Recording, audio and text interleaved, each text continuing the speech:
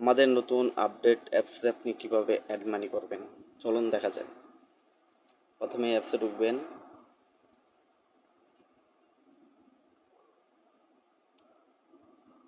তারপর দেখতে পারবেন এখানে অ্যাড মানি বা অ্যাড ব্যালেন্স একটা অপশন আছে, এটাতে চাপ দিবেন, তারপর মেইনে চাপ দিবেন, তারপর কনফার্মে চাপ দিবেন।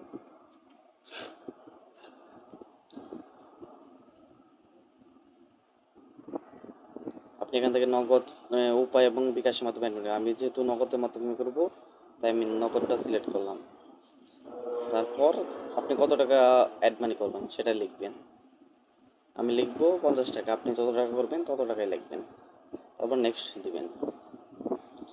তারপরে এখানে নিচের দিকে দেখতে পারবেন একটা নগদ নাম্বার দেওয়া আছে, অবশ্যই সেন্ড মানি বা ক্যাশ ইন করবেন। আমি নাম্বারটা কপি করব,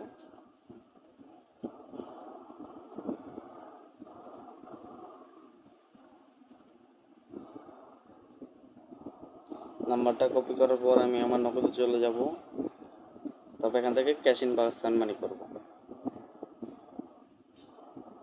টাকার পরিমাণ আপনি অ্যাপসে যত লিখবেন এখানে তত লিখবেন। অ্যাপসে যদি 50 টাকা লেখেন এখানে 50 টাকাই দিবেন, কম বেশি দিলে কিন্তু টাকা অ্যাড হবে না।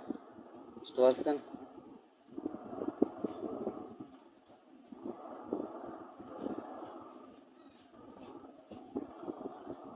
তারপর এখান থেকে আপনি ট্রানজ্যাকশন আইডিটা কপি করে নেবেন। আমি কপি করে নিলাম। তারপরে অ্যাপসে যাবেন, অ্যাপসে যাওয়ার পর ট্রানজ্যাকশন আইডির জায়গায় ট্রানজ্যাকশন আইডি বসাবেন, নিচে দেখবেন ভেরিফাই লেখা আছে, এটাতে চাপ দিবেন। দেখতে পাচ্ছেন পেমেন্ট সাকসেসফুল। তারপর আপনি এটার হিস্টোরি কোথায় পাবেন, এই জন্য থ্রি ডটে যাবেন, এখান থেকে দেখতে পারবেন হিস্টোরি নামে একটা অপশন আছে, এটাতে চাপ দিবেন। তারপরে এখানে দেখতে পারবেন পেমেন্ট, এখানে চাপ দিবেন বা অল হিস্টোরি যে কোনো একটাতে চাপ দিলে হবে।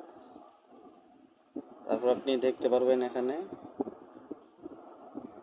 যে রিসিপ্ট 50 টাকা উপরে দেখতে পাচ্ছেন, 50 টাকা রিসিপ্ট।